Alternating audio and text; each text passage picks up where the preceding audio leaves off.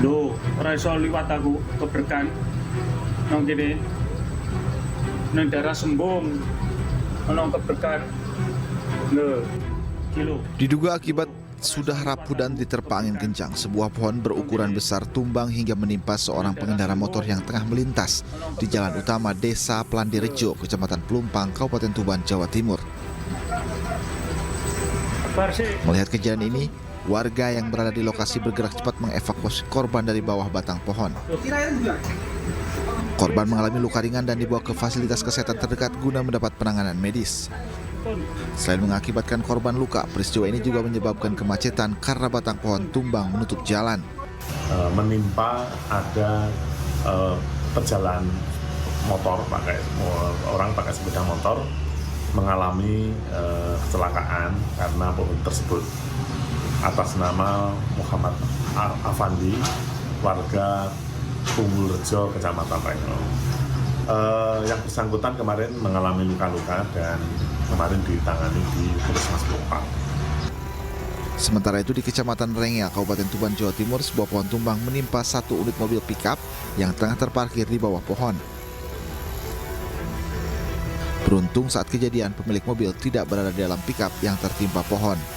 Dari Tuban, Jawa Timur, Pipit Wibawanto, iNews melaporkan.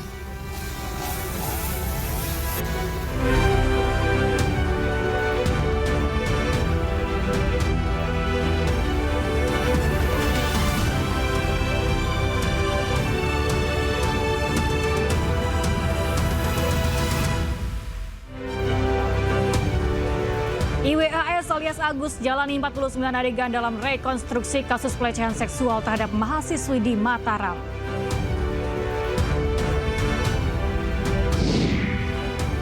Jelang menghadapi Laos pada laga kedua Grup B Asian Cup 2024, Timnas Garuda rotasi sejumlah pemain.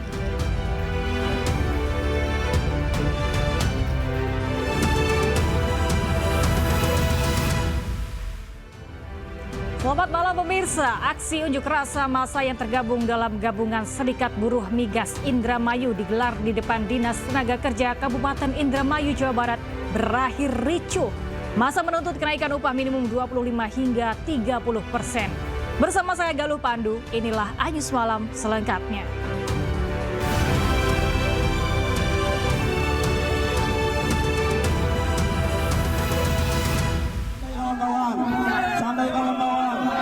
Instruksi ada di mobil komando.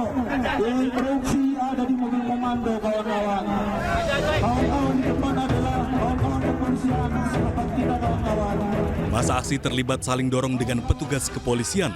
Lantaran masa aksi memaksa masuk ke dalam kantor untuk menemui perwakilan Dinas Tenaga Kerja Indramayu, Jawa Barat. Bahkan sejumlah massa memaksa memanjat pagar dan memasang spanduk bertuliskan tuntutan dari massa para aksi. Dalam aksinya, massa buruh migas ini menuntut sidang upah minimum sektor Kabupaten Indramayu segera dilakukan. Selain itu, massa aksi juga meminta pemerintah menaikkan upah minimum Kabupaten Kota Indramayu sebesar 25 hingga 30%. Alasan tuntutan para buruh ini karena naiknya 6,5% UMK dianggap tidak sesuai dengan adanya kenaikan pajak pertambahan nilai. Kita menuntut agar segera dilakukannya sidang upah minimum sektor Kabupaten Indramayu, di mana sampai saat ini Dinas Tenaga Kerja belum ada kabar terkait kapan sidang itu akan dilakukan. Jika tuntutan mereka tidak dipenuhi, masa aksi dari buruh migas ini berjanji akan kembali aksi demo serupa yang lebih besar lagi. Dari Indramayu, Jawa Barat, Toy Skandar, iNews melaporkan. Pemirsa, penertiban aset PT KAI di Madiun, Jawa Timur berlangsung tegang. Penghuni rumah bersih tegang dengan petugas gabungan dan personil PT KAI yang berusaha mengosongkan isi rumah.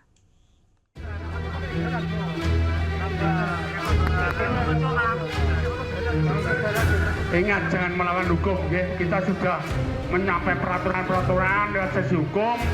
Ketegangan terjadi saat PT KAI melakukan penertiban aset sebuah rumah di Jalan TGP, Kelurahan Oro-Oro Ombo, Kecamatan Kartoharjo, Kota Madiun, Jawa Timur. kita masih santun. Dalam suasana mediasi, tiba-tiba terjadi pemukulan terhadap petugas PT KAI yang diduga dilakukan oleh salah satu warga dan membuat suasana menjadi ricuh. Kita mengajak penyelesaian di pengadilan, tapi pihak KAI tidak mau. Beruntung, situasi dapat dikendalikan hingga mediasi dapat dilanjutkan. Ya, ini yang bicara selaku ketua paguyuban tidak punya hak untuk berada di sini. Pihak penghuni rumah menilai pengosongan yang dilakukan pihak PT KAI terlalu mendadak, lebih cepat dari jadwal yang telah ditetapkan. Keluar! Sarana keluar! Tolong keluar, Mas! Sementara itu, pihak PT KAI Daop 7 Madiun menjelaskan aset yang ditempati digunakan secara ilegal oleh penghuni tanpa adanya perikatan perjanjian kerjasama dengan PT KAI. Nah, hasil kesepakatan tadi, Bu Lili dengan sukarela mau menyerahkan objek ini, diberi waktu 5 hari. Per hari ini sampai dengan tanggal 15 Desember ke depan, ya, 2024. Saudari yang menempati rumah ini kebetulan sejak tahun 2017 sudah tidak terikat kontrak dengan PT KAI. Kemudian kami sudah melakukan berbagai macam negosiasi. Secara persuasif kami sudah mendatangi keluarga yang bersangkutan. Kemudian bahkan yang bersangkutan pernah mengadukan ke Komnas HAM. Dan kemudian dari Komnas HAM dicapai kesepakatan bahwa mereka tidak bisa melanjutkan karena memang sudah terbukti hak kepemilikan ini ada pada PT KAI. Meskipun sempat ada insiden, hasil mediasi antara penghuni dan PT KAI pun menyepakati penundaan eksekusi. PT KAI pun memberikan waktu 5 hari untuk melakukan pengosongan rumah aset PT KAI. Dari Madiun, Jawa Timur, Arif Wahyu Effendi, iNews melaporkan. Seorang pemuda berhasil menggagalkan aksi kawanan begal yang hendak merampas motornya di Kabupaten Bekasi, Jawa Barat. Akibat kejadian tersebut, korban mengalami luka ringan akibat sabetan senjata tajam kawanan begal.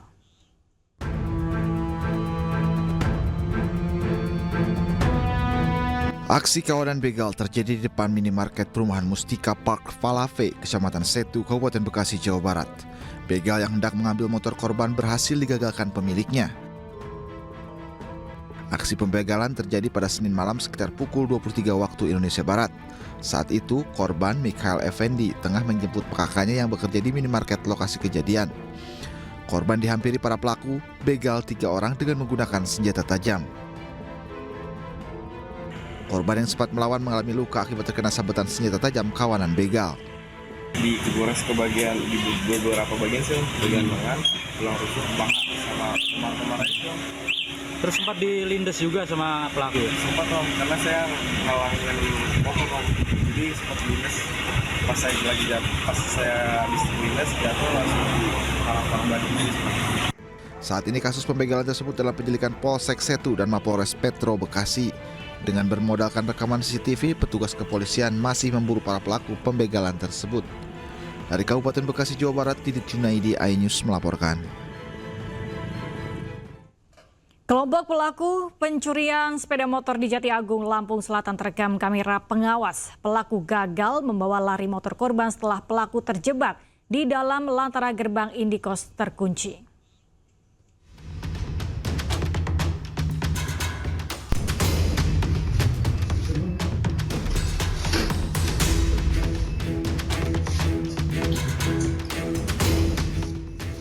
Inilah rekaman kamera pengawas saat 2 orang komplotan pelaku curanmor menyatroni kamar indekos di Desa Waihui, Kecamatan Jati Agung, Lampung Selatan, Lampung. Tanpa membuang waktu lama, komplotan curanmor langsung merusak kunci stang sepeda motor milik penghuni indekos. Namun saat akan keluar membawa kabur motor korban, komplotan curanmor ini justru tidak bisa melarikan diri karena pintu gerbang tertutup dan menggunakan kode pengaman. Usai 30 menit terjebak, pelaku akhirnya berhasil kabur dengan meminta pertolongan penghuni indekos lainnya untuk membuka kode pengaman dan kedua pelaku langsung melarikan diri.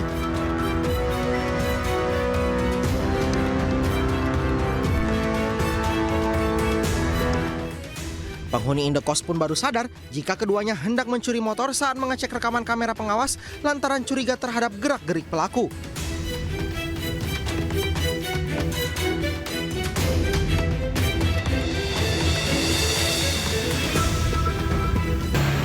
terbuka karena ada tamu. Jadi malingnya masuk berdua dengan motornya langsung masuk ke dalam. Nah, kebetulan ada anak yang nutup, jadi ditutup pintunya. Jadi setelah mereka ngambil motor, pintu nggak bisa kebuka. Jadi terjebaklah mereka di dalam. Meski korban dan pemilik indekos tidak melaporkan peristiwa ini kepada pihak kepolisian, namun mereka berharap polisi rutin melakukan patroli untuk mencegah aksi serupa terjadi. Dari Lampung Selatan, Lampung, Andres Avandi, iNews melaporkan. Pusat Laboratorium Forensik Polri menggelar olah tempat kejadian perkara ledakan yang menyebabkan 7 orang terluka di sebuah panti pijat dan spa Bulungan, Kebayoran Baru, Jakarta Selatan. Sejumlah barang bukti diamankan petugas guna menyelidiki penyebab ledakan.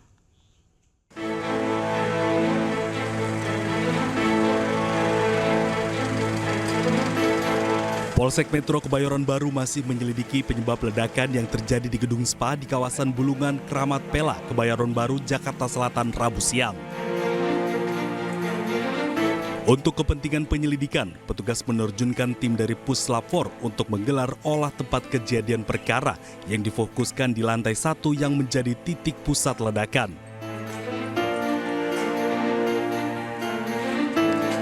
Tim Puslap 4 membawa 2 tabung gas berukuran 50 kg, selang regulator, tabung alat pemadam api ringan, dan rangkaian pipa penyambung dari tabung gas ke pemanas air. Barang bukti ini akan diperiksa ke laboratorium forensik untuk memastikan penyebab ledakan yang mengakibatkan 7 orang terluka. Barang-barang yang diamankan dari TKP oleh Puslap 4 yaitu adalah 2 buah tabung, 1 tabung yang mengalami kebocoran dan 1 tabung yang utuh, kemudian selang regulator, apar yang digunakan pada saat itu untuk memadamkan api, kemudian rangkaian pipa penyambung dari dari tabung tersebut ke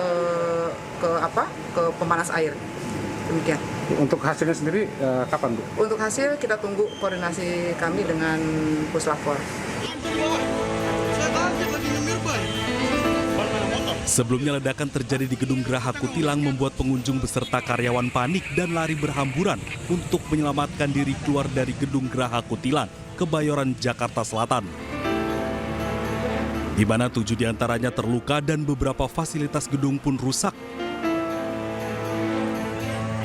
Sementara Polsek Metro Kebayoran Baru juga telah memeriksa 3 orang saksi terkait penyelidikan peristiwa ini. Dari Jakarta Selatan, Den Helmi Sajangbati, iNews melaporkan. Agus jalani rekonstruksi kasus pelecehan seksual terhadap mahasiswi. Informasi selengkapnya akan kami hadirkan usai jeda sesaat lagi.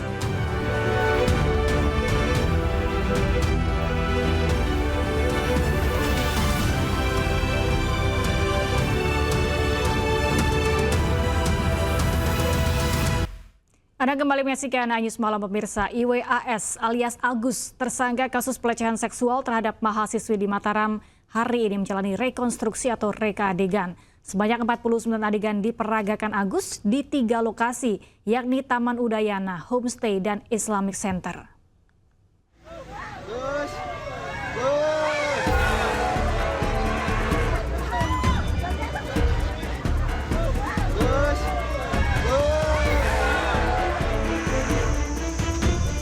Menggunakan penutup wajah, IWAS alias Agus Buntu, tersangka kasus pelecehan seksual terhadap mahasiswi di Mataram, dihadirkan saat berlangsungnya proses rekonstruksi atau reka ulang adegan. Rekonstruksi dilakukan di 3 tempat kejadian perkara berbeda, diawali dari Taman Udayana yang menjadi tempat awal pertemuan Agus dengan korbannya.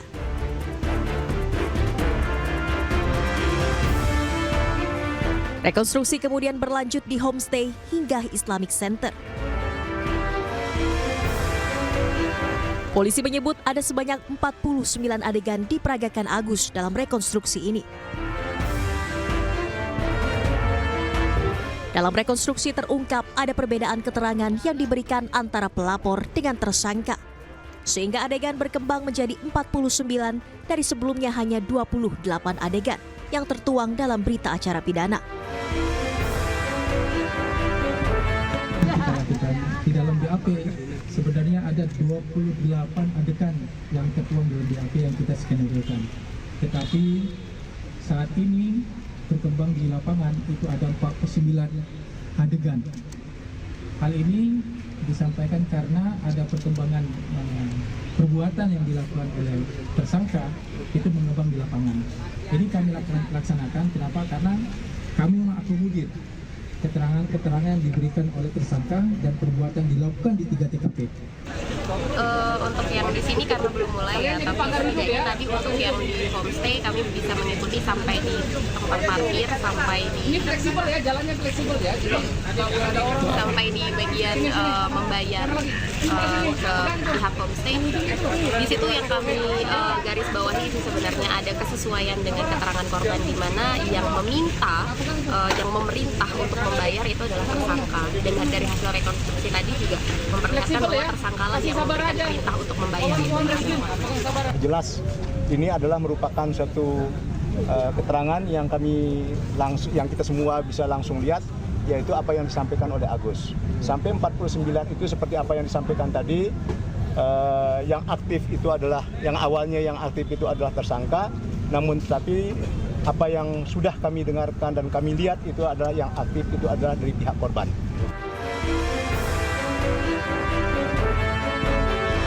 Sementara itu, Kompolnas RI juga turut hadir menyaksikan proses rekonstruksi guna memastikan pelaksanaan berjalan sesuai prosedur.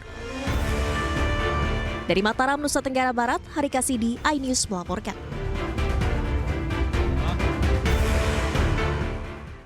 Pengelola penginapan buka suara terkait Agus penyandang disabilitas. Agus kerap datang bersama perempuan yang berbeda.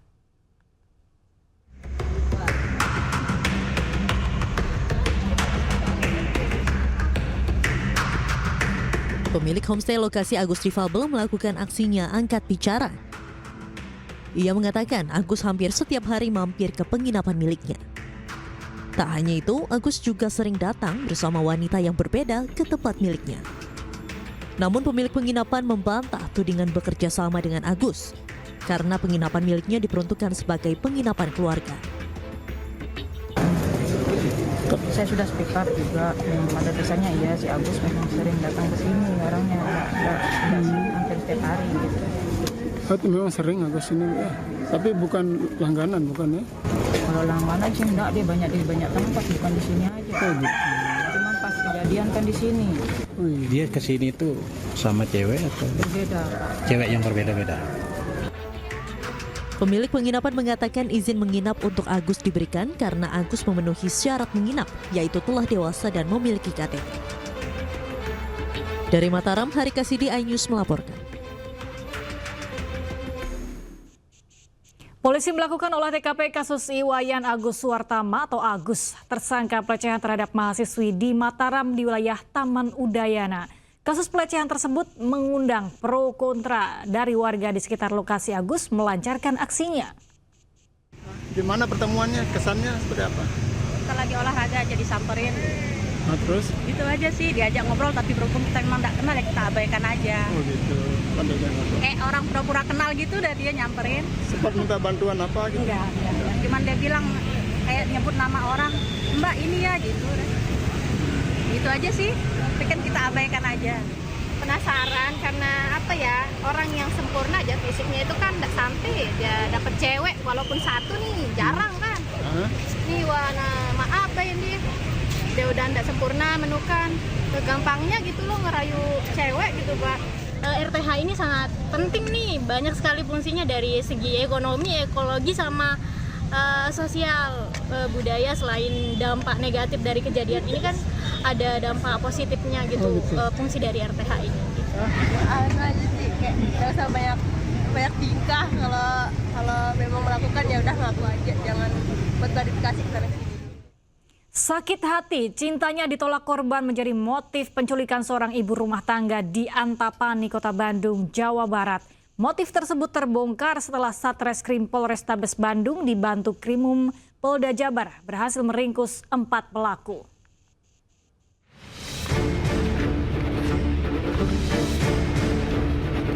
4 orang pelaku penculikan ibu rumah tangga di Jalan Sukanagara Asri, Antapani, Kota Bandung, Jawa Barat, dihadirkan dalam konferensi pers Mapol Restabes Bandung. Keempat pelaku itu diantaranya Doni Agusta, Tatang Haryanto, dan Aris Supriyatna. Dalam penculikan tersebut merupakan mantan suami siri korban, yakni Doni Agusta, mengajak ketiga tersangka lainnya dengan memberikan imbalan Rp100.000. Sementara motif pelaku melakukan penculikan tersebut karena sakit hati lantaran cintanya ditolak dan korban memutuskan hubungan mereka yang sudah terjalin sejak 2014. Di mana antara korban dan pelaku ini pernah terjalin ada hubungan dekat. Prosesnya dimulai dari 2014 ketika si korban ini proses perceraian dengan si suami, kenal dengan atas inisial D sebagai pelaku, kemudian berjalanlah hubungan ini. Pada perjalanannya si korban minta putus atau tidak melanjutkan hubungan, sehingga si pelaku dengan inisial D ini sakit hati. Itu rekan-rekan untuk motif sakit hati dan cemburu. Sebelumnya seorang ibu rumah tangga diculik di depan rumahnya pada Minggu 8 Desember lalu. Korban yang kala itu akan memasuki rumahnya tidak berani melawan saat dipaksa naik ke mobil pelaku. Karena ditodong senjata api, kejadian ini terekam CCTV rumah tetangga korban. Saat penculikan, para pelaku membawa korban berputar-putar kota Bandung selama 8 jam. Hingga akhirnya pelaku menurunkan korban di wilayah Pasir Impun, kemudian menyuruh tukang ojek untuk mengantarkan korban pulang. Para pelaku berhasil ditangkap kepolisian pada Selasa 10 Desember lalu. Mereka ditangkap di kediamannya masing-masing. Dari Bandung, Jawa Barat, Juhpita Meilana, iNews melaporkan. Kita beralih ke kasus lain, pemirsa. Polisi terus mendalami penyidikan kasus pembunuhan ayah dan nenek yang dilakukan pelajar 14 tahun di Lebak Bulus, Cilandak, Jakarta Selatan. Kali ini ibu pelaku yang juga saksi kunci dimintai keterangan terkait kasus tersebut.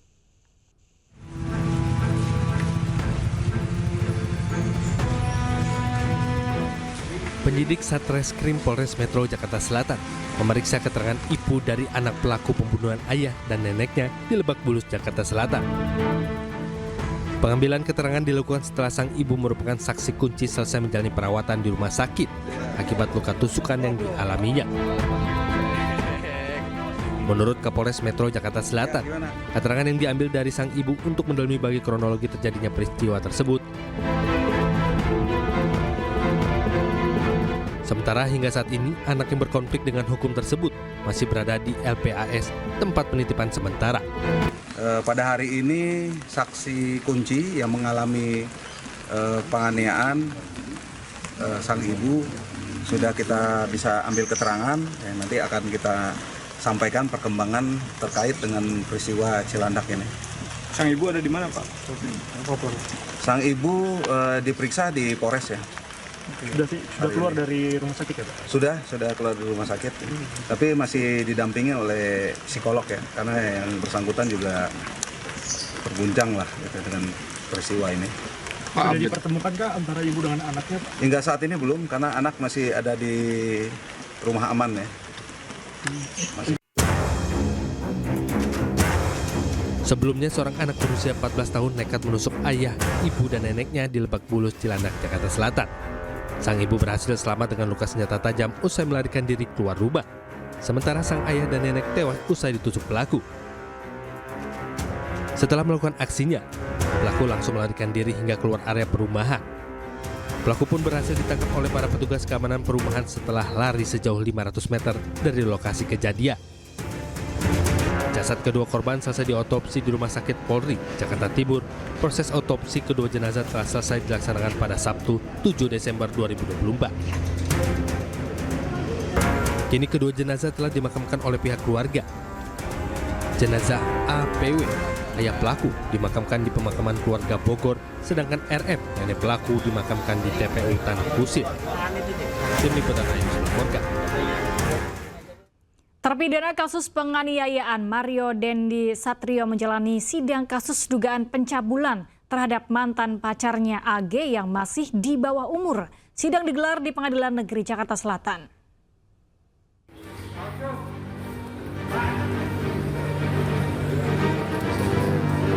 Meski berstatus terpidana kasus penganiayaan, Mario Dandi Satrio belum juga lepas dari persoalan hukum. Pria 21 tahun ini kembali dihadapkan dengan dugaan kasus pencabulan terhadap anak di bawah umur yang tak lain adalah mantan pacarnya berinisial AG. Dalam sidang yang digelar di Pengadilan Negeri Jakarta Selatan Rabu siang, anak AG dan terdakwa Mario Dandi dihadirkan di hadapan persidangan. Sidang dengan agenda mendengarkan keterangan saksi ini digelar secara tertutup. Namun sidangnya dilakukan secara tertutup karena menyangkut perkara kesusilaan. Dan sebagaimana kita ketahui, sidang dalam perkara kesusilaan itu tentu harus dilakukan tertutup. Maka kepada teman-teman media bisa memberi informasi tentu melalui humas nantinya. Usai persidangan, terdakwa Mario Dandi kembali dikenakan baju tahanan. Putra mantan pegawai kantor pajak ini berusaha menghindari wartawan saat digiring ke ruang tahanan sebelum dibawa kembali ke Lapas Salemba, Jakarta. Sebelumnya Mario Dandi Satrio dilaporkan ke Polda Metro Jaya dalam kasus dugaan pencabulan terhadap anak AG yang tak lain adalah mantan pacarnya. Dari Jakarta, Helmi Sajangbati, iNews melaporkan. Anda kembali menyaksikan iNews Malam, pemirsa. TNI AL berhasil menembakkan rudal Exocet MM40B3 dari kapal perang KRI RE Marta Dinata 331 dan menghancurkan sasaran di Pulau Gundul, Kepulauan Karimun Jawa. Kegiatan itu merupakan rangkaian latihan penembakan senjata khusus dalam latihan Operasi Laut Gabungan 2 2024.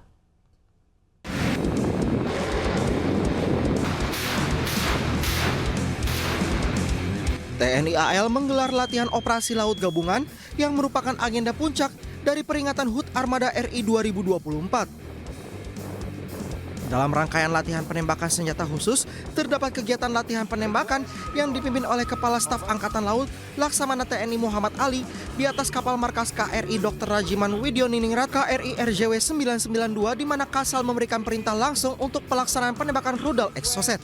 Approve. I say again, request approved.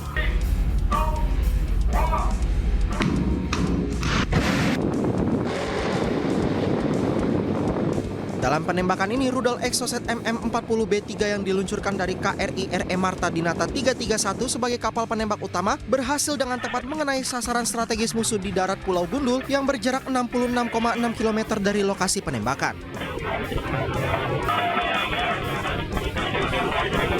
Selain penembakan rudal Exocet, juga dilaksanakan penembakan roket RM70 Grad Marinir TNI dari atas geladak KRI Teluk Amboina 503.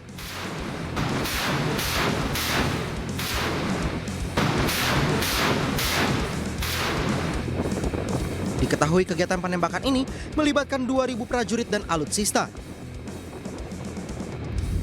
Dan dalam kesempatan itu, Kasal menyampaikan apresiasi atas terlaksananya seluruh rangkaian kegiatan penembakan senjata khusus TNI AL di perairan Pulau Gundul dalam keadaan aman dan sukses. Selain itu, Latop Slagap ini merupakan wujud komitmen TNI AL dalam menjaga kedaulatan negara dan memastikan kesiapan operasi di berbagai lini, di mana latihan ini merupakan salah satu upaya untuk meningkatkan kesiapsiagaan TNI AL dalam mendukung tugas pokok pertahanan negara.